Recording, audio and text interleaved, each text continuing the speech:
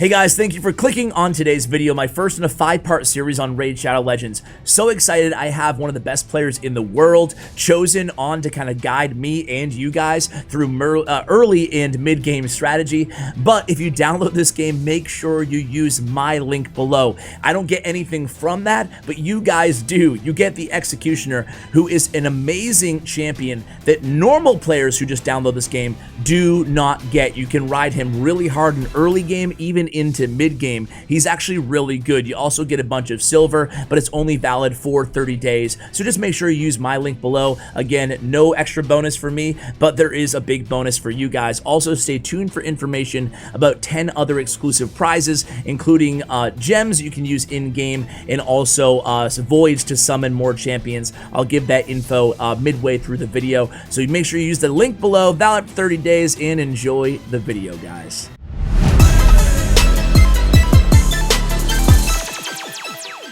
Hey guys, what's going on? It is Ash here coming at you today in Raid Shadow Legends. Thank you so much, Raid Shadow Legends, for sponsoring today's video. This is first of 5 videos that I have on the channel to walk you guys through early game strategy all the way till intermediate and even some advanced strategy later on in the month. I am super excited. I've always been super interested in this game. I've done quite a few kind of advertisements here on the channel, never a dedicated full video to this game. And I figured I've done it so many times now, why not actually focus and give you guys who have downloaded the game, or maybe you haven't yet, some strategy, because it can be a little bit overwhelming at first. And because I don't know all the great strategy to the game, I have a guest on who will be appearing in every single one of my videos. That's right, it's none other than Chosen Brad. Chosen Brad, what's up, man? Welcome to the channel. Hey, how you doing? Thanks for having me. Dude, thank you so much for coming on, because I don't know how I would do this without you, because my channel is all about like bringing on the best players or people who have an intimate understanding at a game or a technique or strategy or whatever. So I'm so happy to have you on where I can actually give my viewers really good content. Tell me a little bit about how long you've been playing Raid Shadow Legends, and give your YouTube channel a shout out. You guys should all go subscribe right now to Chosen Brad. His information will be in the description below. But tell me a little bit about your YouTube channel and how long you've been playing, man. Yeah, sure. So my YouTube channel is just youtube.com/Chofly Mobile, and my stream is CF_Chosen, so I go by Chosen, and the channel is Chofly Mobile. But yeah, I've been playing since probably like 6 or 7 months. The game is fairly new. I don't even think it's hit a year yet. I think it's like 10 or 11 months old. I've been playing for like 6 or 7 months. So yeah, I run one of the best clans and run a YouTube channel and stream the game. So yeah, just kind of again, it's an honor to have you on, because not to belabor the point, but it's so easy to put up these videos and kind of half-ass it, but it's really nice to have some really good, solid content. That's why I always want to make sure I have like guests who know what they're talking about on the channel. Anyway, getting into the game here. First of all, you've been playing a while. You said, you know, obviously you're one of the elite players in the game.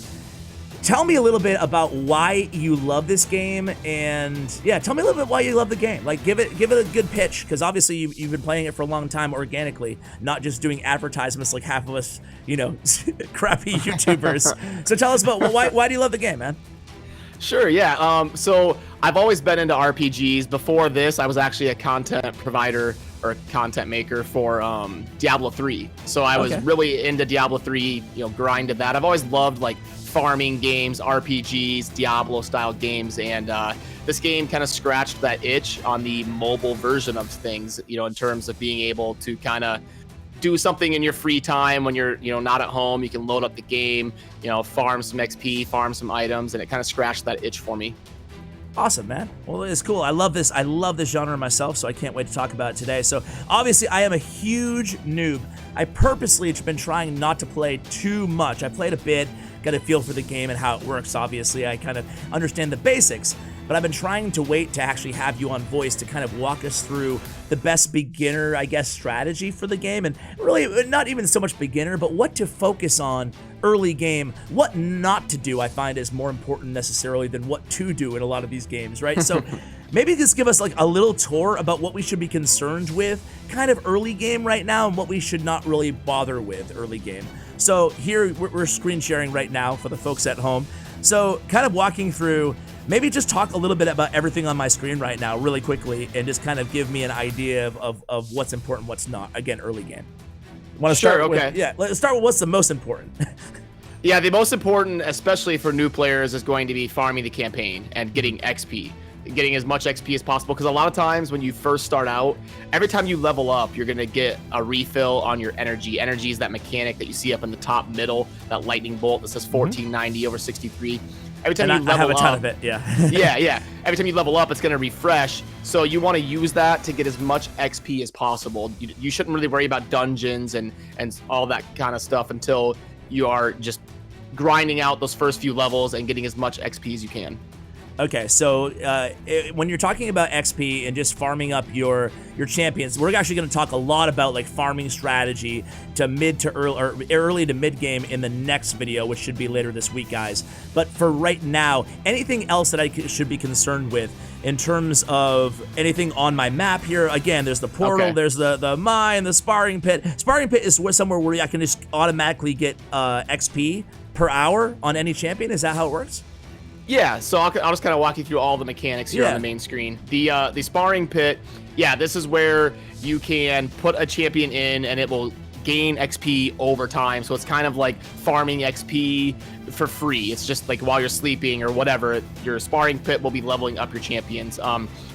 Usually the most optimal route for people is to unlock all of the slots first and then upgrade them. So if you're worried about, how to budget your gems and stuff, I wouldn't say it's a super high priority, but starting out, you should at least put a champion in there on that one slot and get free XP. Okay, cool. So what okay, now I'm kind of all over the place here, but this is the best way to do it, I feel like, because this is how it happens when you're playing the game, is all these questions just randomly come to your mind, and I'm looking at my champions right now. Again, nothing to write home about here, folks, but I've been focusing on Kale because I heard that he was just one of the most well-rounded early champions in the game from you, so I know it's good. But obviously they all have their stars, right? So talk a little bit about the stars mean, and should I invest in a champion that's only like a 1 or a 2 star, or should I not even bother? Yeah, no, generally the objective is to just get your starting champion leveled up as fast as possible. You want to get them to 4-star, then 5-star, then 6-star. 6 stars is the max. So I made the mistake as a new player of spreading myself out too thin. I was like, oh, I want a bunch of 4 stars and 5 stars, but that's actually suboptimal. You want to, get a really strong campaign farmer, and generally people think Kale is the best starting champion because he's the one that's kind of the most viable everywhere. Okay. So I did right there. You know who I actually really like too is War Priest. I don't know if she's a beast or if it's just I'm such a noob that I think she is. But what do you think about War Priest? Yeah, War Priest is one of the champions they give you, as a new player, and she's okay. She's pretty good for the early game. Okay. It's also good to make sure you're developing, each affinity. So like magic, spirit, and force. You want a good champion of each of those affinities because you're going to run into stages of the campaign that are going to be, countering a certain affinity, and you're going to want a way around that to progress. Got you. So where can you see the affinity? It is on the bottom left of the portrait, and then up top middle, just to the left of War Priest, the little green lightning bolt, that's spirit. And then the blue little fireball on Kale there, that's magic. And then the red skull on Shaman, that is force. And then there's also Void. You have one down there in the third row, the little purple triangle. Gotcha. Yeah, that Void, that's never strong or weak to any other affinity. It's kind of like its own separate thing. Okay, very cool. So I should focus on having maybe one champion of each of those affinities in my early game? Yeah, that's not a bad way to go about it, is to go, a force, a magic, a spirit, and a void. But just mainly focusing on your starting champion. Most people choose Kale, mainly getting them leveled up to be as strong as possible. Okay, now I want to talk about, since we're already here talking about champions, we'll talk about other aspects of the game too, but one thing that I'm kind of overwhelmed with is artifacts, skills, masteries, all this stuff gets really in detail, and all of their equipment, right? So all of their stuff. So, ooh, man, I don't even know where to start here, Brad, but maybe you can start for me.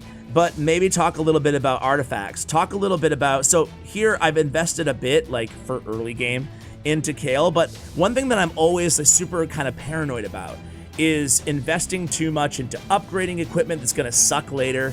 or upgrading too much on a champion that's going to, or like focusing too much on a champion that I'm not going to like in a month or in a couple weeks when I know, oh my God, if I had only known then what I know now, this is ridiculous. I wasted so much time or energy or resources or whatever. So talk us maybe about like, what should I be focusing on artifact skills masteries, starting with artifacts? Okay. Yeah, that's a very popular question. People are always scared to rank up a champion. They want to know, you know, hey, is this stupid? Like, should I be feeding champions into ranking them up or not? And what I would say is you don't have to worry about taking a champion all the way up to 5-star, because you can always sacrifice that champion later to make someone else 6-star. So the first big decisions are in terms of who you're going to 6-star. So, but you can feel free to rank people up all the way up to 4, 5, 6-star, and that's fine. In terms of artifacts, a lot of times people don't want to take an artifact all the way up to level 16, which is the max. The artifacts go from 1 to 16. That's those little pluses. Your weapon is plus 8, shield is plus 5. A lot of times people will recommend to stop at like level 12 until it's like kind of like your weapon there is decent, especially for where you're at in the game. It's a 5-star lifesteal with some pretty good stats. So that's a pretty good artifact. You don't have to feel bad about taking that to 12 or even 16, but his helmet, on the other hand, it's only a 3-star common. So like, I'm not going to waste my too much on that. Maybe like level 9 or whatever, right? I would always recommend, if you're wearing something, to take it to at least level 4, because it's super cheap, and then you get to unlock another substat. So like, we can do that right now if you want, and just upgrade that helm to level 4, and I'll kind of show you what I'm talking about here. So you'll see here, level 4, 8, 12, and 16, you're going to unlock a new substat. So, and it's going to get more and more expensive as you go up. But to get to level 4 is extremely cheap, and all the upgrades are guaranteed. So right there, you can see your Kale just got 3% more attack, and it basically costs you nothing.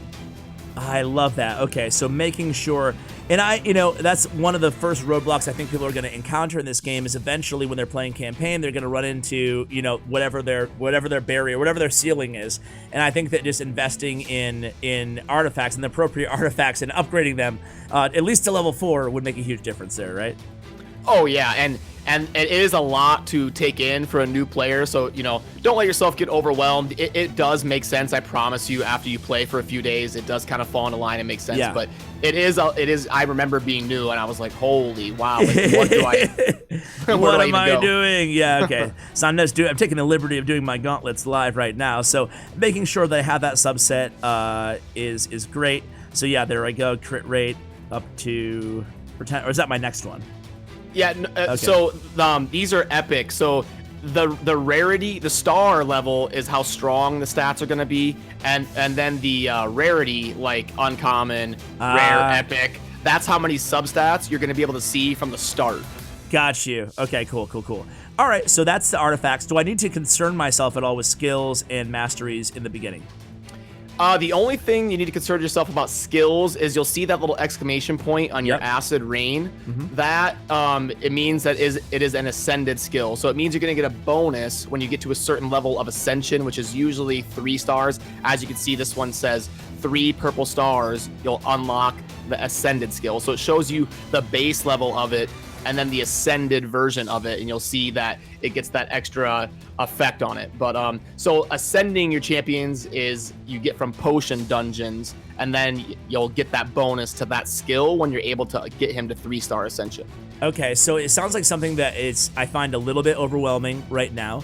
So should I just focus on, like, in terms of like a trajectory for Kale right now, what would you advise I do? Just like continue to level up, work on, and obviously this is replicable no matter what champion you have early game, but should I be focusing on almost just leveling this dude up, grinding in campaign until what? Like, what would be the next thing I do? Should I be upgrading his artifacts along the way, swapping them out and for 5 stars or whatever? Like, what should my early goal or maybe my early to mid goal be with each champion? Yeah, your early to mid goal would, yes, just be getting him to 4-star ASAP. He starts out as 3-star. You want to get him to level 30 and then use like some lesser champions, some commons and some uncommons to star him up and rank him up to 4 stars, get him to level 40. That's kind of your first initial roadblock for progression, is just getting your starting champion to be as strong as possible. You don't have to worry about, like, if you go out to the main screen, you can see down on the bottom left, you have missions, quests, and challenges. Those are something you can kind of keep an eye on to get some kind of easy rewards in the games. That was the quest. You'll have daily quests. These are the challenges. It'll give you, you know, little objectives to kind of focus on your way while you're progressing. And it can be a good way for you to get some of these early mechanics. You can see there you've got some potions of ascension. So it can really help you to kind of learn this stuff as you're going. So, you know, keep an eye on those mission quests and challenges, and it'll kind of walk you through what you should be doing. Okay, that's great. And speaking of rewards, it's a good time to mention I have a ton of rewards that I'm able to give to my viewers. So go ahead and leave maybe your in-game name and your player ID in a comment below, and I will select, I think there's 10 of them per video. So every single one of these videos that we do here on the channel this month in October, and I think early November, I will be able to give away 10 more prizes to you guys, and they're all like pretty solid. So go ahead and just leave, again, your player name. You can go ahead and download right now if you want to using the link below in the description, and then let me know your player name and your player ID, and I'll go ahead and pass it on to the developer for some of you lucky guys or gals. Anyway, back to the match, or back to the game. So okay, so we kind of have an early focus now in terms of XP, getting them to 4 stars. That's my first priority. Now, in the meantime, is there any do nots? Like, is there anything that would be a total waste of time for me to even bother with right now? You mentioned dungeons, which is a place that from other games and stuff, I kind of feel is like a place where I'm farming to upgrade, like you said, ascending and stuff like that. Yeah, so really, I would say it's a mistake to, you know, waste all of your energy as a new player in dungeons. A lot of people think like, oh, I need to get really good gear. I need to, you know, get some, you know, grind these dungeons for some gear and stuff. But I think that's a mistake. I think you just want to focus on getting XP. As long as you're getting XP, starring up champions, ranking up, leveling up, you really can't go wrong. Focus on those challenges, like I said a couple minutes ago, and yeah, you really can't go wrong. It'll all kind of fall into line eventually for you. Okay, so when I get to, we're going to talk a lot more about campaigns in the next video, so I'm actually going to hold off on that for now. But I do want to ask you one more question for this video, and that is, in terms of my, okay, so I choose Kale as my go-to guy, right? And I also have War Priest. What about the other champions that I use? Am I trying to build a team early on, or am I just trying to get everybody up to 4 stars, or like beyond just my first or second champion? What should I be focusing on then, and how do I diversify all of my resources to accommodate all of those champions that I'm working on, if that makes sense? Yeah, no, so typically you want to, you know, dump all of your resources into like 3 or 4 champions, because in the arena, you're going to need a team of 4 to, you know, fight against other players and rank up to get points for your Great Hall. It's another mechanic we could go over if you wanted me to. But yeah, so in the arena, you'll have 4 champions. So typically, you don't really want to spread yourself too thin. You want to be focusing on a team of 4. You don't want to focus on like 9 or 10 champions. And besides those 4, everything else is going to be just cannon fodder that you're feeding into these champions to star them up and rank them up.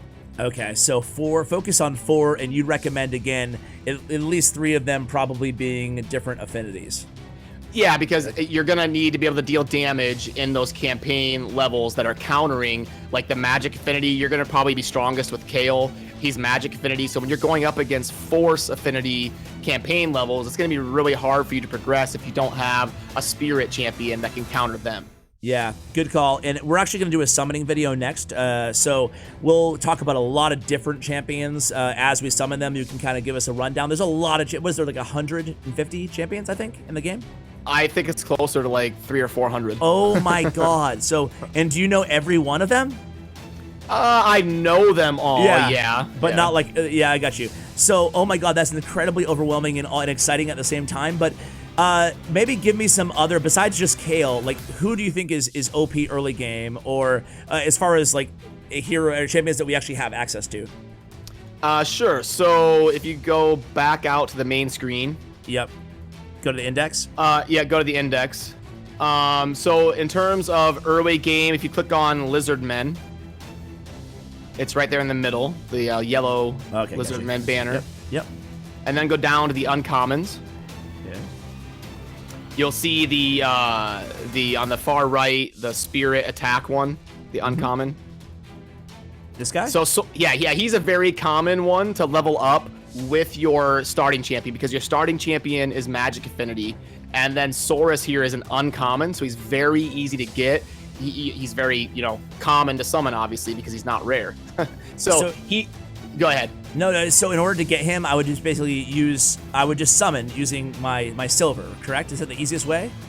Yeah, the easiest way is if you pull enough green shards, you'll get him eventually, because you get a lot of commons and uncommons out of green shards. And he's a really good one that people like to get early game because he does a lot of AoE damage. If you look at his main ability, the first ability there on the left. Cutter, Yep, so his main ability, his default that has no cooldown is an all AoE. enemies. Nice, nice.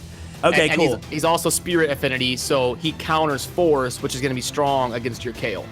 Okay, is it important to have do I need a healer or a support, or can I just have a bunch of heavy AoE damage dealers? In terms of the composition early game, does it even matter that much, or? Yeah, you're not going to have a lot of good healing typically in the early to mid game. So what a lot of people do is rely on the lifesteal set. I noticed you already had 3 pieces of lifesteal on your Kale, and the lifesteal set is amazing early and mid game because you're probably not going to have a good healer pool of champions. So I know that I relied on that lifesteal crutch for a very long time until I was able to, really get into towards the end game and have my masteries and good healers. Okay, cool. Any other, maybe give me 1 or 2 more champions that you would recommend? Yeah, so there is, if you go to the Sacred Order, there, if you scroll down to the, Uncommon? there is, so there's an Outlaw Monk. He's the 3rd one from the left on Uncommon. He is an attack force champion. 3rd one from the left. Nope. Oh, the other side, other left? Yeah, sorry. Okay, yeah, Outlaw sorry. Monk, there he is. Okay, cool. That's okay. He's not very good in the campaign and farming XP, but he's thought of to be the best common and uncommon champion against the clan boss, which is when you join a clan, you're going to want to be able to contribute, in the early game to helping your team do damage. He places poisons, which are very good against the clan boss. So getting yourself one of him and leveling him up can be good for when you do join a clan. And then if you back out, there is one more. A common, if you go down, the 2nd one from the left, the Sister Militant, the attack force. Yep. So now we have Kale as an AoE magic champion. And then I showed you Saurus. He's an uncommon. In the 3rd spirit. AoE. Yeah, okay. She is a common, so very easy to get. And she's force, so now we've covered all 3 affinities, and she does AoE. So getting those 3 to kind of level up in tandem with each other, you'll kind of always be strong against whatever you're fighting with at least one champion. I love it. Oh man, I'm taking notes, man. I'm gonna work on these these 3 for sure. Now, I just want to ask you, I guess, final question for this video, because we have a lot to talk about still. But we'll save that for the next couple. But if I go to the portal. Now, if I just want to, maybe if I want to spend a couple dollars, or if I just want to use my silver that I get, what is the best bang for my buck here? What am I just talk a little bit about summoning in general. Sure. Okay, so click on the little eye that's on the top kind of middle there. Yep. Okay, so this breaks down the odds of each shard. So your mystery shards are super common. You'll get them very often they drop in the campaign and everything, but they only give you common, uncommon, and then a very low chance at rares, which is what your KO is that you started with. Then you move up to the ancients, and those are kind of the baseline of how you're going to develop your army. That's where you can finally get epics and legendaries, and you're guaranteed to get a rare. The voids are the ones that summon that special affinity that's by itself, that void affinity. That's the only source of getting those champions is the void shard. So a lot of people don't know the difference. They see the odds and they're like, well, they're exactly the same. What's the difference between an ancient shard and a void shard? Well, the difference is the ancient shards cannot summon the void champions, and the void shards cannot summon regular champions. So it's kind of, gotcha. And then the sacred is the super sought after shards where you have a much higher chance of getting a legendary and you're guaranteed an epic. So those are typically very expensive to get a hold of. Okay, what is fusion? Is that for another video? It looks complicated.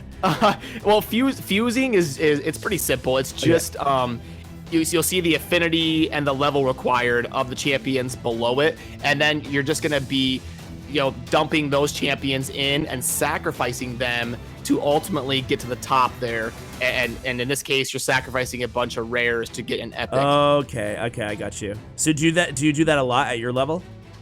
No, a lot of those are like a one-time thing. That one that Okay. you showed is actually a permanent one. You can fuse Relic Keeper as many times as you want, but Oh a my lot God. of them like can go, like you see there, it says Rosin Scarhide can only be fused one time. Okay. Okay. So you Because fuse it he's once a and you have legendary. him, and that's it. Okay. Got you. Yeah, for that one, yeah. Got you. Who's the most, just out of curiosity, because I'm always curious about endgame, even though I barely started, right? But like, who would you say, just out of curiosity, is like the most OP, any rarity, the most OP champion right now, like in the meta in the game? Oh, probably like Martyr or Valkyrie, Bad Alcazar, those like top 3 probably in general. Okay, cool. Okay, well, I can't wait to experience those. Maybe someday, maybe someday. But all right, man. Well, I want to thank you again for coming on. I'm gonna go ahead and maybe we can actually record, not right now, but we can record the summoning video and talk more about champions. So guys, stay tuned for that video. I think it'll be the next one. Then we'll talk about farming strategy. So Brad, you were amazing, man. Thank you so much for coming on the channel again.